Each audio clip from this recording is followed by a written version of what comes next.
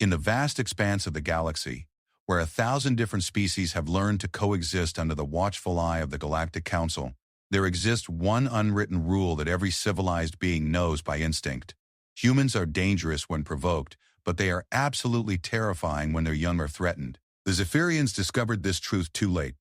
The Krillian Empire learned it at the cost of 3 star systems. The Void Hunters, feared across 17 sectors, simply vanished after their encounter with an enraged human parent. Now, as Ambassador Dissera reviews the classified files marked with the highest security clearance, she realizes that what the galaxy has witnessed isn't humanity at its most dangerous. What they've seen is humanity showing restraint. The emergency session of the Galactic Council has been called for one reason. A human child has been taken. And this time, the humans aren't asking for permission to respond. They're simply informing the galaxy of what's about to happen. The last time a human child was harmed, it took the combined fleet of 7 species to convince humanity to stop their advance. That child had only been injured. This time, little Emma Chen is missing, and the humans have gone quiet.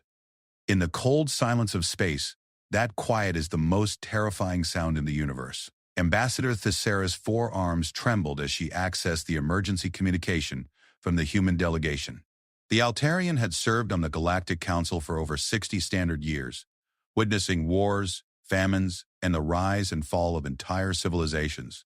Nothing in her extensive experience had prepared her for the message that now displayed on her private terminal. The communication was brief, delivered in the cold, mechanical tone that humans adopted when they were beyond anger. Council members, it read, "We regret to inform you that a human child, Emma Chen, aged 7 standard years, has been abducted from the civilian transport vessel New Dawn while en route to the Kepler station. The perpetrators have been identified as members of the hegemony of Zarthal. We are not requesting council intervention. We are informing you as a courtesy before we begin our response. All human vessels and personnel are hereby recalled to Terra and the inner colonies. Trade agreements are suspended indefinitely. We advise all non-human vessels to avoid human space until further notice." The message was signed simply humanity, not the Human Federation. Not the Terran Alliance, just humanity. Dissera had witnessed the humans join the galactic community 40 years ago. She remembered the cautious optimism of the other species, the careful diplomatic dances, and the gradual integration of these strange bipedal creatures into the cosmic order. The humans had proven to be valuable allies, innovative traders, and surprisingly effective peacekeepers. They had a curious ability to find common ground between species that had been enemies for millennia. But there had always been whispers, stories that filtered through the darker corners of the galaxy about what happened when humans were truly provoked. The Zephyrian incident 20 years ago, when raiders had attacked a human colony and killed 12 civilians, including 2 children. The human response had been swift and absolute. An entire Zephyrian battle fleet simply vanished, found weeks later drifting in space, their crews unconscious and their weapons permanently disabled. No human had claimed responsibility, but the message was clear. The Krillian War had been even more instructive. When the Krillian Empire had declared humans to be an inferior species and attempted to enslave several outer colonies, humanity's response had rewritten the textbooks on warfare. 3 Krillian star systems had been systematically isolated, their infrastructure carefully dismantled, and their populations relocated to other worlds. Not a single civilian had been harmed, but the Krillian Empire had ceased to exist as a political entity within 6 months. The most disturbing aspect wasn't the efficiency of the human response, but the restraint they showed. Captured Krillian military officers spoke of human forces that could have exterminated entire populations, but chose instead to disable, relocate, and rebuild. The humans had ended the war not through overwhelming violence, but through overwhelming competence. As Thessera reviewed these historical files, her assistant, a young Vorthan named Kellex, burst into her office without the usual courtesy of announcement. His normally blue skin had shifted to a pale green, indicating extreme agitation. "Ambassador," Kellex gasped, his breathing apparatus clicking rapidly. "The hegemony of Zarthal has just issued a statement. They're claiming the human child was taken as compensation for trade disputes." Dissera felt a chill run through her exoskeleton. The Zarthal were a relatively new species to the galactic community, having achieved spaceflight only 30 years ago. They were known for their aggressive business practices and their tendency to view other species as either assets or obstacles. Clearly, they had not received the informal education that most species eventually absorbed about the boundaries one did not cross with humans. "What exactly did they say?" Thessera asked, though she dreaded the answer. Kellex activated his portable display, and the image of War Master Grixtel appeared. The Zarthal was an impressive specimen of his species, standing nearly 3 meters tall with the thick armored hide and powerful mandibles that had made his people effective warriors on their homeworld. His 6 eyes glowed with arrogant confidence as he spoke. The human species owes the hegemony of Zarthal significant compensation for their interference in our rightful expansion into the Kepler sector, Grixtal declared. We have taken the human offspring as assurance of payment. She will be returned when humanity provides us with the appropriate technology and territory we require. This is a legitimate business transaction according to Zarthal law. The Thara closed all 4 of her eyes in dismay. The Thara clearly understood neither human psychology nor the precedents their action was setting. They had just made the one mistake that the galaxy had learned never to make. Kellex, she said quietly, send immediate communication requests to every council member. Emergency session in 2 hours. Maximum security protocols. Should I contact the human delegation? Kellex asked. No, Tessera replied, her voice heavy with foreboding. They won't be attending. According to their message, they've already recalled all their people. We're on our own for this one. As Kellex hurried to make the necessary arrangements, Thisisara accessed the most classified files in her possession. Deep in the Council's archives were reports that most members never saw, documenting the true scope of human capabilities. The humans had been remarkably open about their peaceful intentions, but they had been far less forthcoming about their actual military potential. The first file made her stomach churn. It was a technical analysis of human warship construction, prepared by the Council's top engineers after they had been granted limited access to human vessels. The report's conclusion was stark. Human technology was approximately 200 years ahead of the galactic standard, but their ships were deliberately built to appear less advanced. Every human vessel encountered by other species was essentially a heavily disguised warship, capable of performance far beyond what their external appearance suggested. The second file was even more disturbing. It contained psychological profiles of human behavior patterns, compiled over decades of observation. The analysis painted a picture of a species that was naturally collaborative and empathetic, but possessed an almost incomprehensible capacity for focused violence when specific triggers were activated. The report identified several such triggers, but one was highlighted in urgent red text. Any threat to human offspring results in immediate suspension of normal social and ethical constraints. Recommend extreme caution. But it was the third file that made Tessera's breath catch. It contained the real reason why the humans had been so readily accepted into the galactic community despite being a relatively young species. The truth was that they hadn't asked to join. They had been invited, urgently, after the Council's deep space monitoring stations had detected the full scope of human expansion. In the 40 years since making first contact, humanity had established colonies in over 2,000 star systems. Not the 50 systems they had officially reported, but 2,000. They had built a network of hidden installations, supply stations, and defensive platforms that spanned half the galaxy. The human federation that other species interacted with was merely the public face of a civilization that had quietly become the dominant military power in their region of space. And now that civilization had gone silent, the Sisara's communications board began flashing as responses arrived from council members across the galaxy. The emergency session would convene in 90 minutes, and from the preliminary messages she was receiving, every major species was taking the situation seriously. The Ethereal Collective was recalling their trade fleets from human space. The Draconic Consortium had placed their border systems on high alert. Even the ancient precursors, who rarely involved themselves in the affairs of younger species, had sent a message expressing grave concern about the situation. As she prepared her briefing materials, Thassara reflected on the bitter irony of the situation. The hegemony of Zarthal believed they had captured a single human child to use as leverage. They thought they were negotiating from a position of strength. They had no idea that they had just declared war on a species that had been restraining itself for 40 years. The emergency session of the Galactic Council was about to convene, not to prevent a war, but to try to limit the scope of the devastation that was about to unfold. The only question now was whether the galaxy could convince the humans to show mercy to a species that had made the ultimate mistake. As Thisisara gathered her files and prepared to leave for the council chambers, a new message appeared on her terminal. This one wasn't from the human delegation. It was from her intelligence network, and it contained a single, terrifying piece of information. Every human military vessel in the galaxy had just vanished from sensor detection simultaneously. Not destroyed, not recalled. vanished. The humans weren't preparing for war. The war had already begun, and the galaxy was just now realizing it. The council chamber had never felt so empty, despite being filled with representatives from 43 different species. The absence of humanity created a void that seemed to drain the energy from the massive circular room. Where Ambassador Sarah Chen usually sat with her small but efficient delegation, there was only empty space and the lingering scent of the strange flowers humans always brought to sessions. Tisasara took her position at the central podium, her forearms working efficiently to organize her presentation materials. Around the chamber, she could see the tension in every delegate's posture. The Vorthans had shifted to their deep blue stress coloration. The crystalline shimmers were pulsing with anxious light patterns. Even the normally stoic granite lords showed signs of agitation in the slight trembling of their stone-like appendages. "Fellow council members," Tisasara began, her voice amplified throughout the chamber, "we face an unprecedented crisis.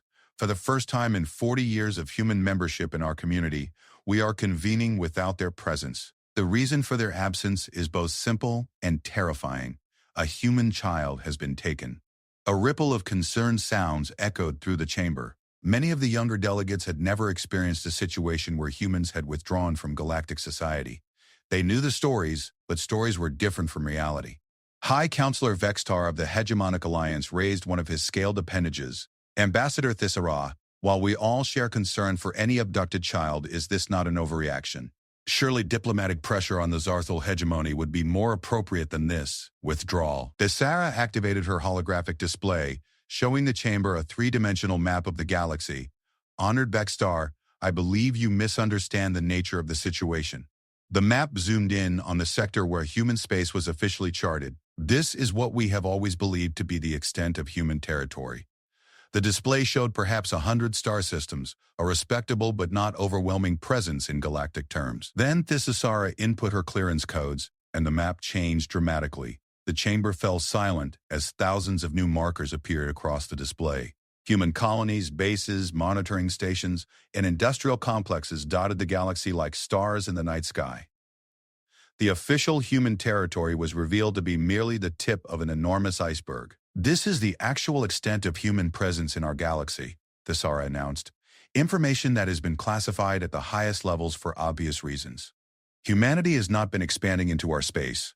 We have been living in theirs." Counselor Zephysus of the Ethereal Collective materialized more solidly, a sign of extreme concern among her people.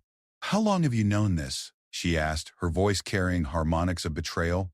"The Council's intelligence services have been aware of human expansion for 30 years, Thisasara admitted. "We have kept this information classified to prevent panic and to maintain the delicate balance that has kept our galaxy peaceful. The humans have never used their position aggressively.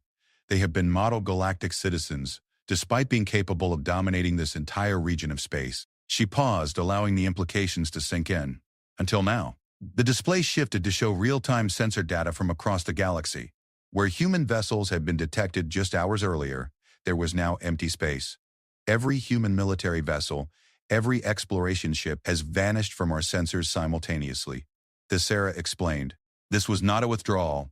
This was a coordinated activation of stealth systems we didn't know they possessed." As if summoned by her words, a priority communication alert began flashing across the chamber's displays. The message was incoming from the Outer Rim, from the automated monitoring station in the neutral zone between Council space and the unexplored regions beyond. "Council Chamber, this is Monitor Station Epsilon 7, came the panicked voice of the Vorthan operator.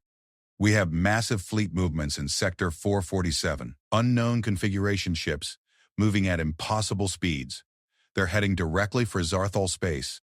Thisara felt her exoskeleton grow cold. "Operator, can you identify the ships?" "Negative, Council. The designs are unlike anything in our databases."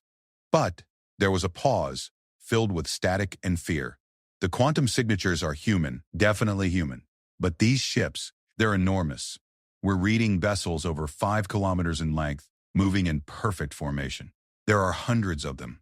The chamber erupted in shocked voices and concerned chatter. Thisara raised all 4 arms for silence. "Monitor station, maintain observation, and continue reporting.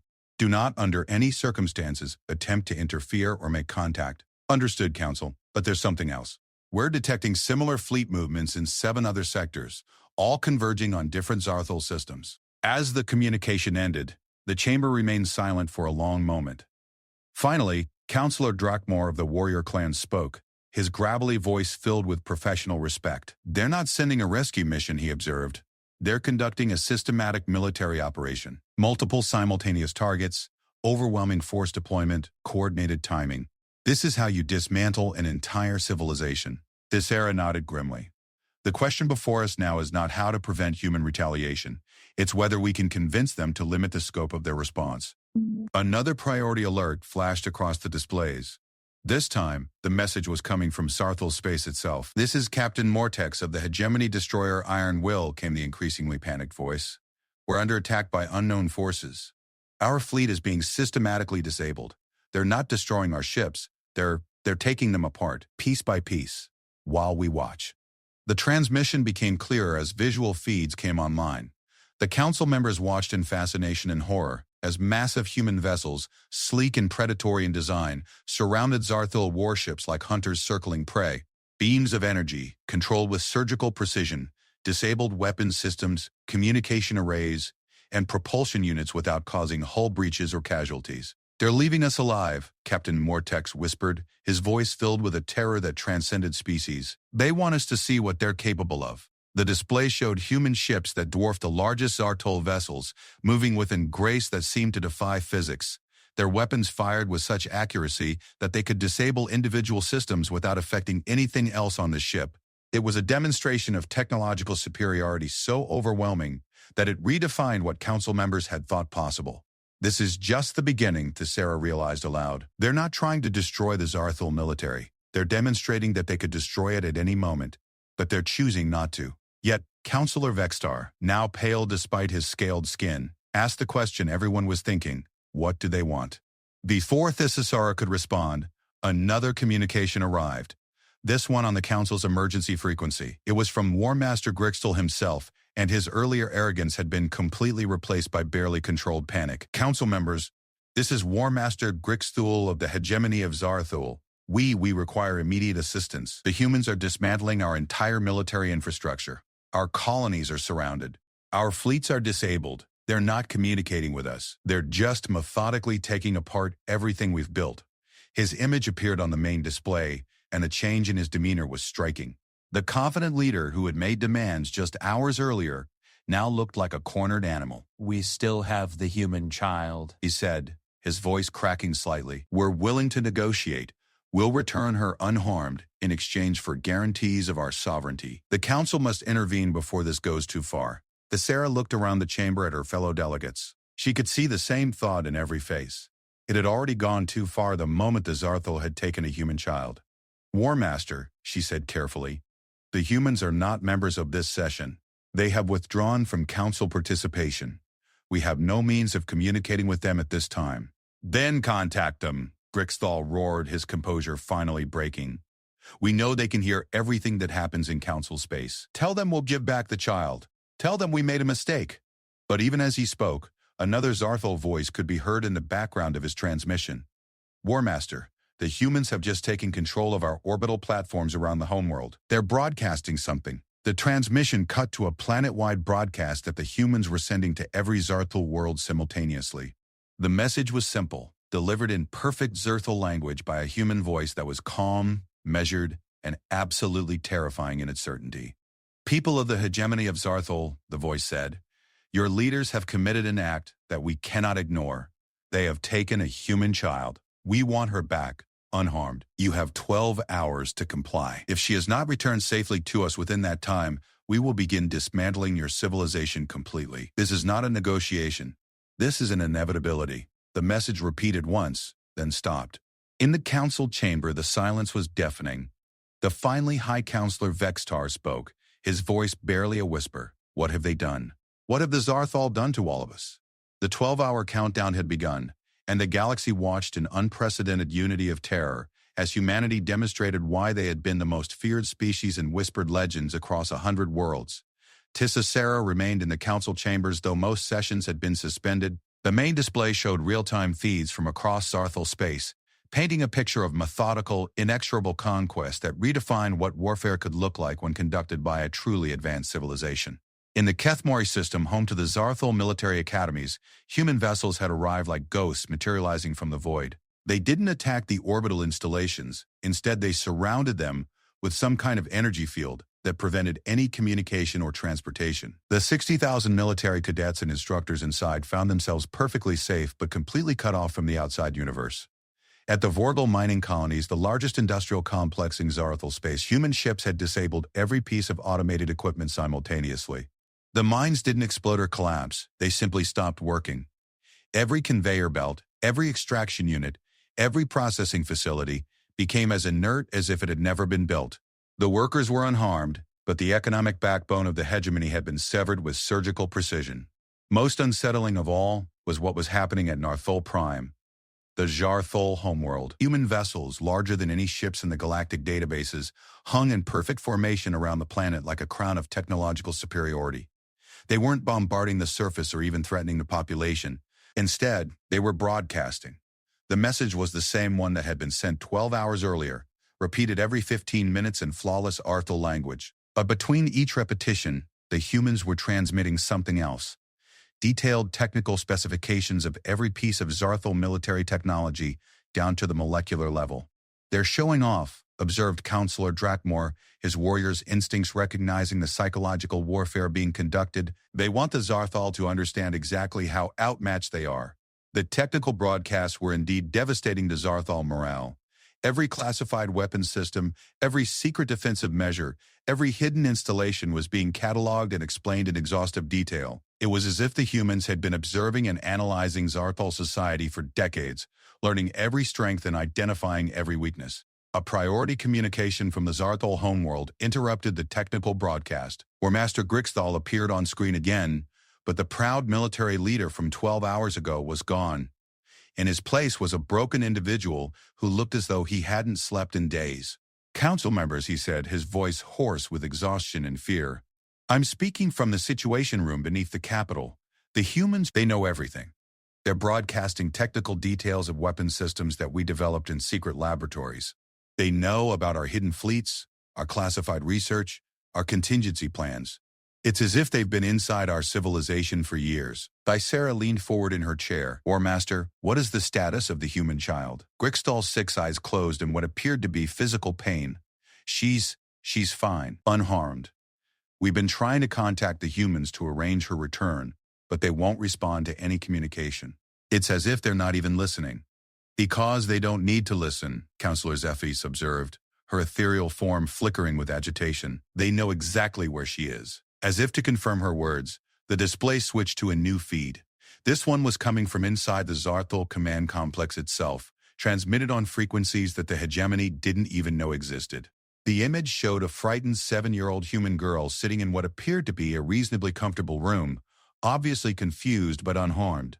But the truly shocking aspect of the transmission wasn't the child. It was the timestamp in the corner of the image, which showed that the feed was coming from inside the most secure facility in Xarthal space, transmitted in real time through their own communication systems.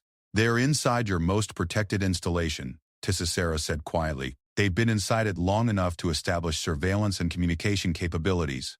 The implications hit Grixtal like a physical blow. If the humans could monitor their most secure facilities, if they could broadcast through systems that were supposed to be unhackable, then there was no place in Xarthal space that was truly safe or private. "What do you want us to do?" he asked, and for the first time his voice carried not defiance but genuine plea. "We'll give back the child. We'll provide compensation. We'll sign any treaty, agree to any terms. Just tell us what will make them stop." Thyssera looked around the council chamber at the representatives of dozens of species, all watching with the same mixture of fascination and horror. The humans were conducting a masterclass in overwhelming technological superiority, but they were doing it without causing a single casualty. It was a demonstration of power that was somehow more terrifying than simple destruction would have been. "I don't think they want anything from you, War Master," she said finally. "I think they want something from all of us." Before Grixtal could respond, every display in the council chamber went dark. For a moment, there was nothing but silence and the emergency lighting that activated when the main systems failed. Then, slowly, a new image appeared on every screen. It was Ambassador Sarah Chen, but not in the comfortable diplomatic setting where council members usually saw her. She was standing in what appeared to be the command center of one of the massive human vessels, surrounded by technology that seemed to blend seamlessly with the ship itself. The usual warmth in her eyes was gone. replaced by something harder and more focused than anything the Council had seen from humanity before. Council members, she said, and her voice carried no trace of the diplomatic courtesy that had characterized human interactions for 40 years. We are not broadcasting this message to negotiate with you. We are broadcasting it to educate you.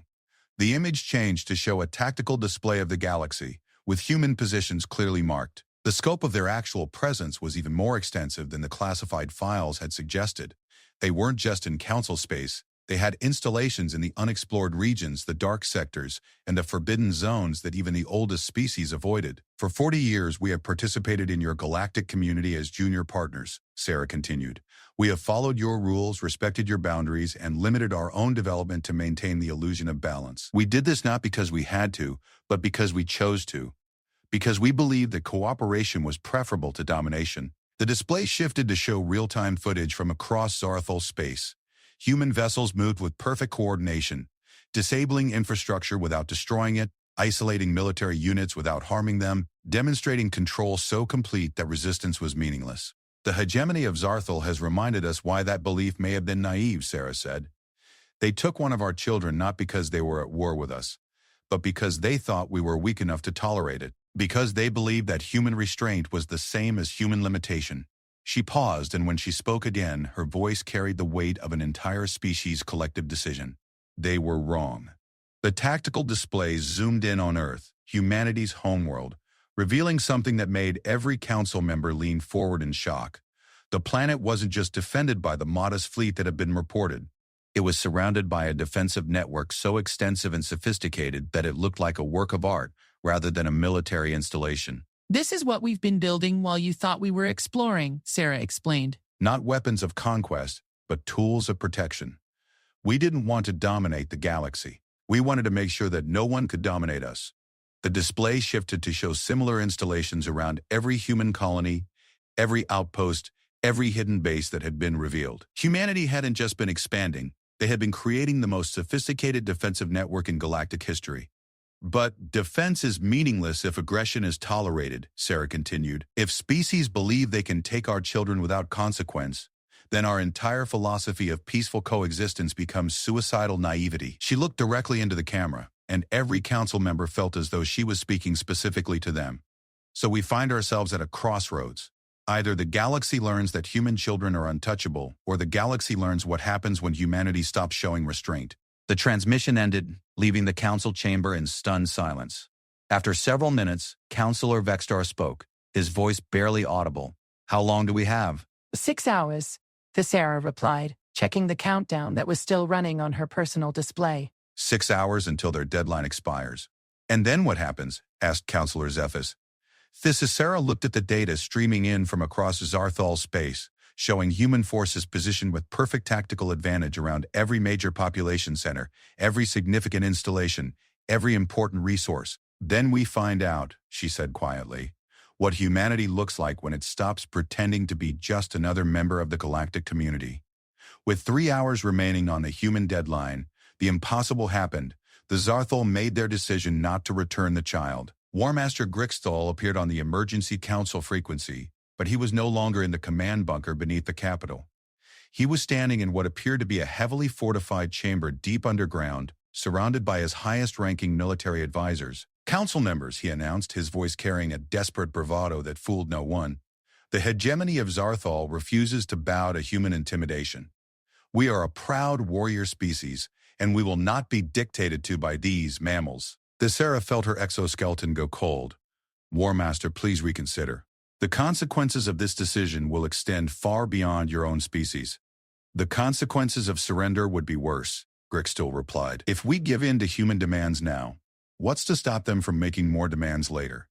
Today they want one child returned. Tomorrow they might demand territory, resources, or complete submission. Around the council chamber, delegates exchanged looks of horror and disbelief. The Zarthol clearly still didn't understand what they were facing. Besides, Grixthal continued, his confidence growing, our intelligence services have been analyzing the human vessels. They're impressive, certainly, but they're also outnumbered. We have defensive installations throughout our space, hidden fleets, and alliance agreements with 6 other species. The humans may have superior individual ships, but war is about more than technology. The transmission ended, leaving the council in stunned silence. "He doesn't understand," Councillor Drakmore said quietly. "He thinks this is a conventional military conflict." "Should we warn him?" asked Councillor Zephys, though her ethereal form was already flickering with the knowledge of how useless such a warning would be. Before anyone could answer, every display in the chamber activated simultaneously. This time, the transmission wasn't from Ambassador Sarah Chen or any other human diplomat. It was from someone the council had never seen before. A middle-aged human woman with short graying hair and eyes that held depths of pain that transcended species. "My name is Dr. Elena Chen," she said, and her voice carried a quiet strength that was somehow more intimidating than any military commander could have managed. "Emma is my daughter." The chamber fell absolutely silent.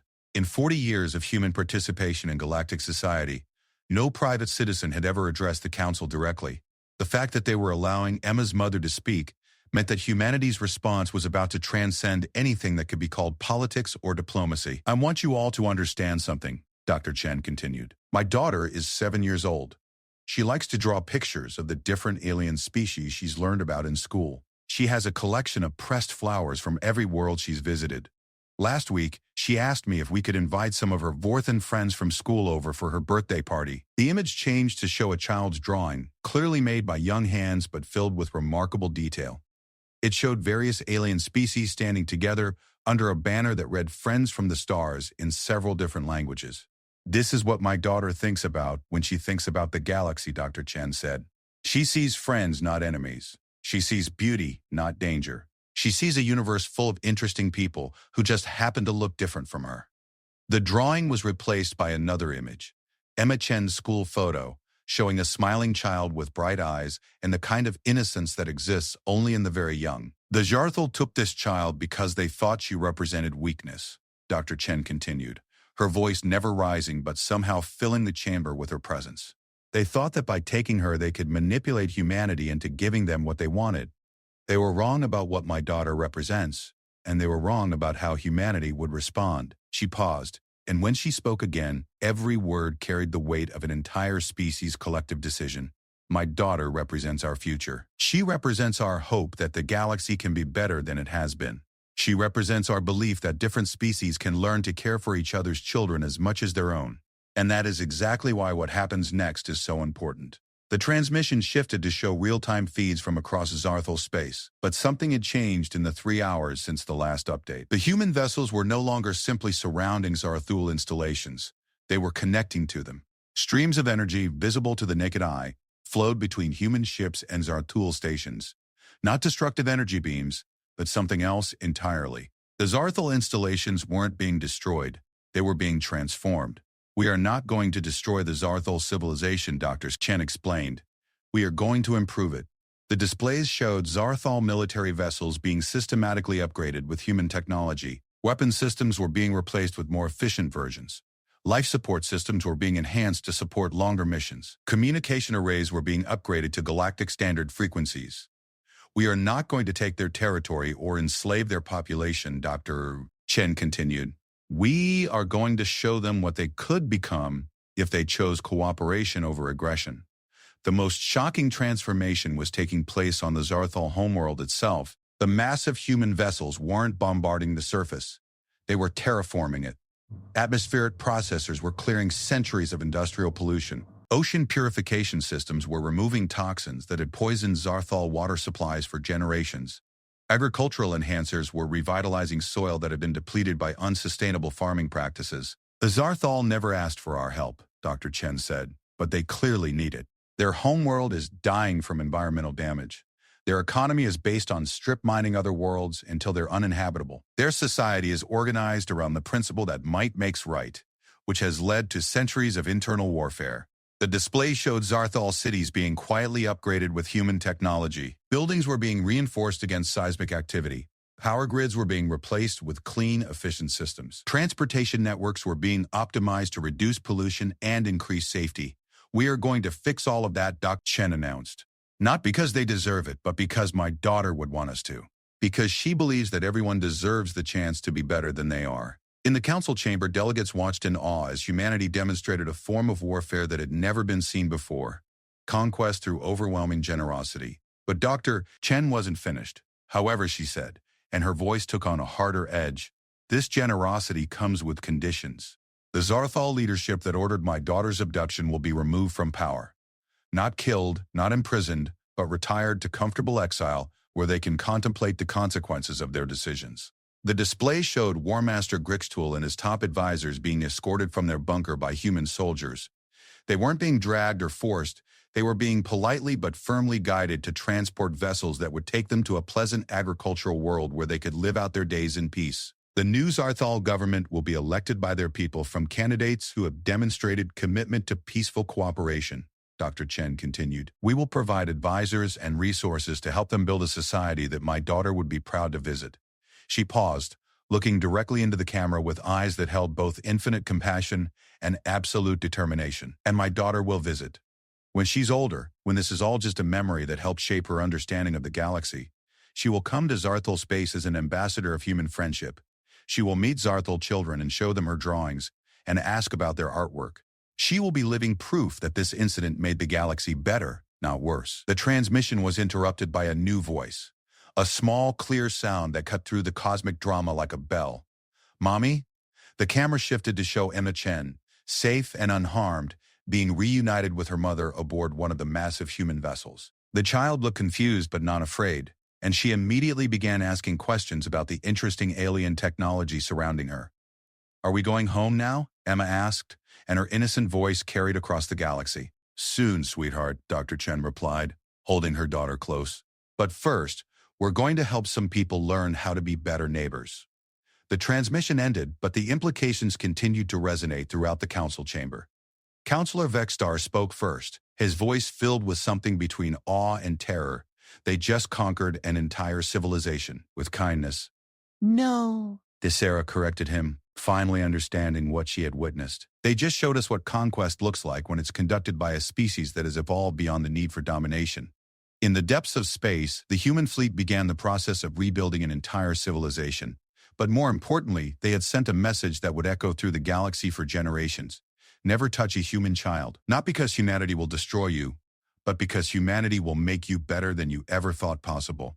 And for most species, that was a far more terrifying prospect than simple annihilation. 6 months after the incident that galactic historians would later call the Chen Intervention, Ambassador Tessera stood in the observation deck of the council station, watching a sight that would have been impossible to imagine before humanity had revealed its true nature.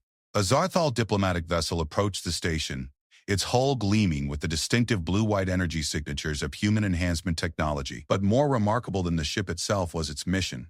The Zartul were coming to formally apply for membership in the Galactic Council's Cooperative Development Initiative, a program they had previously dismissed as weakness disguised as policy. The transformation of the hegemony of Zarthal had been more thorough and more rapid than anyone had believed possible. Within 2 months of the human intervention, their homeworld's atmospheric toxicity had been reduced by 90%.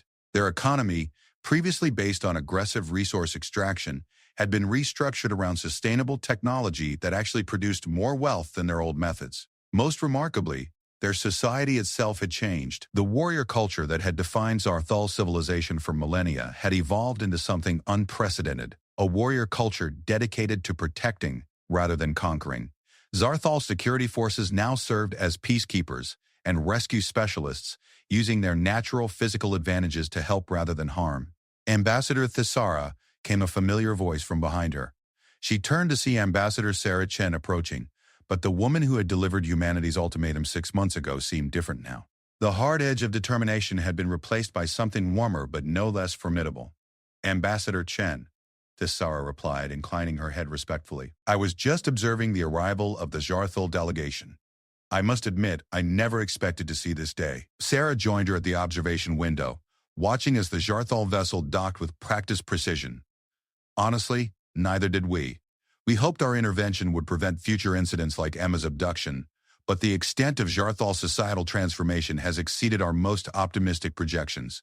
Through the transparasteel, they could see the Zarthal delegation disembarking. Leading them was someone Tessera recognized, former War Master Grixtool, but he looked nothing like the aggressive military leader who had taken Emma Chen. His time in human-supervised rehabilitation had transformed him into something resembling a philosopher-statesman. How is Emma adjusting to everything? Tessera asked. The question had personal significance for her, She had watched the child's courage during those terrifying hours inspire changes across dozens of worlds. Sarah's expression softened with parental pride. She's remarkable. He keeps asking when she can visit the Zarthal homeworld to see the gardens they're growing with human agricultural technology. She's been corresponding with Zarthal children through the cultural exchange program, and they send each other artwork. He paused, looking out at the stars. She doesn't understand that she was the catalyst for one of the most significant political transformations in galactic history. To her, it was just a scary adventure that ended with making new friends. Perhaps that's exactly the perspective the galaxy needed, Visasara observed. Their conversation was interrupted by an urgent chime from the Council communications system. Priority messages were arriving from across the galaxy, all with the same unprecedented classification: voluntary integration request. Visasara activated her portable display and felt her exoskeleton tingle with shock as she read the incoming messages. 7 different species, from 7 different sectors, were formally requesting human assistance in restructuring their civilizations along the same lines as the Zarthal transformation. The hegemonic alliance wants help transitioning from military autocracy to representative democracy, she read aloud. The Crystalline Consortium is requesting assistance with environmental restoration. The Void Hunters are asking for guidance in changing from a raiding culture to an exploration culture. Sarah nodded, unsurprised. We've been receiving similar requests directly. Apparently, other species have been watching what happened with the Zartul and decided they want that kind of comprehensive improvement for their own civilizations. But this is unprecedented, Thisara said, scrolling through more messages. These are proud ancient civilizations voluntarily asking to be restructured by a species they considered junior partners just 6 months ago. It's not really about us restructuring them, Sarah corrected. It's about us providing them with tools and knowledge to restructure themselves. The humans who are working with the Zartul aren't rulers or conquerors. They're advisors, teachers, and engineers. Every decision about Zarthul society is still made by the Zarthul people themselves. She gestured toward the docking bay where the Zarthul delegation was being welcomed by council staff. Grixtal isn't here as a defeated enemy seeking terms. He's here as the democratically elected representative of a civilization that has chosen to transform itself. As if summoned by their conversation, Grixtal himself appeared in the corridor, flanked by his delegation but walking with the confidence of someone who had found a purpose greater than his previous ambitions. When he saw the 2 ambassadors, he approached with a respect that would have been unimaginable during his days as a war master. Ambassador Chen, he said, his voice carrying genuine gratitude. I wanted to thank you personally before the formal session begins. Not for what your people did to us, but for what they helped us become. Sarah inclined her head graciously. Former War Master, the Zarthal people transformed themselves. We simply provided some tools and suggestions. You provided us with something more valuable than tools, Grixtal replied. You provided us with an example of what civilized behavior actually looks like. For centuries, we believed that strength meant the ability to take what we wanted from others. Your response to Emma's abduction taught us that true strength means the ability to help others become better than they were. He turned to Thisara. Ambassador, I'm here to formally request that the Galactic Council recognize the new Zarthal Republic and consider us for membership in the Cooperative Development Initiative. But more than that, I'm here to support the establishment of protocols that will prevent any species from making the mistake we made. Thisara felt a chill of anticipation. What kind of protocols? Universal protection standards for all juvenile members of Council species, Grixtal said firmly. Not just human children, but all children. The abduction or harm of any sapient youth should trigger immediate Council response, with the full backing of human enforcement capabilities if necessary. Sarah looked surprised. Former War Master, are you asking the Council to essentially deputize humanity as galactic peacekeepers?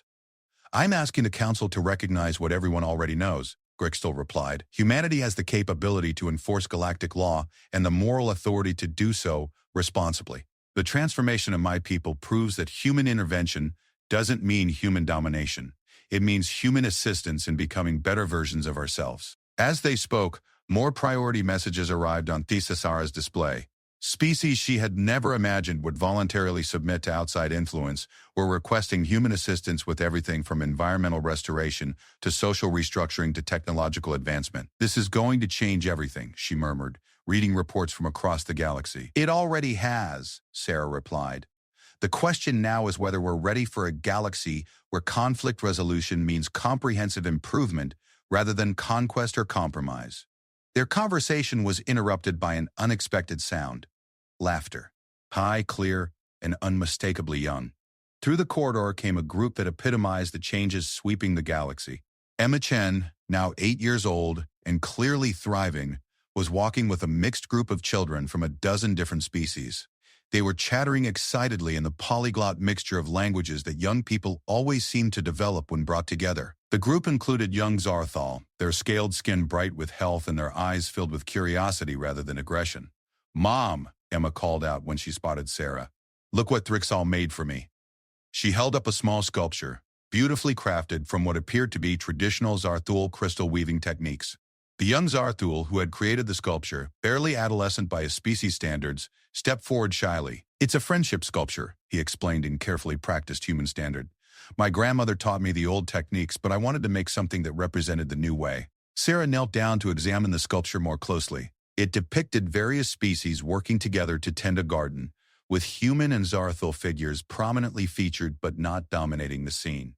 "It's beautiful, Thrixal," she said warmly. "Your grandmother must be very proud." "She is," the young Zarthul replied. "She says the old ways taught us to make weapons from crystal. The new ways teach us to make art." As the children continued on their way, chattering excitedly about their upcoming visit to the station's multicultural garden, the three adults stood in contemplative silence. Finally, Grixtal spoke. "That is why what happened to my people was the best thing that could have happened to us. Our children are learning to create beauty instead of destruction." The Sarah activated her communicator to address the full council, emergency session in 1 hour. Agenda item: formal recognition of the Chen Doctrine and establishment of universal child protection protocols. As delegates from across the galaxy began assembling for what would become the most important council session in galactic history, Sarah Chen looked out at the stars and thought about her daughter's simple belief that the universe was full of friends who just happened to look different. It had taken the near loss of that innocent perspective to teach the galaxy that some things were worth fighting for by making everyone involved better than they had been before. The age of human restraint was over. The age of human guidance had begun, and in the multicultural garden of the council station, human children played with alien friends under artificial stars, completely unaware that their laughter was the sound of a galaxy learning to choose cooperation over conquest, improvement over domination, and hope over fear. The lesson was simple, but it had taken the threat of losing everything to learn it. The universe's most precious resources weren't planets or energy or territory. They were the dreams of children who believed that strangers could become friends and that friends could help each other become better than they ever imagined possible. Never touch a human child. Not because of what humanity might do to you, but because of what humanity might help you become. It was a lesson the galaxy would never forget.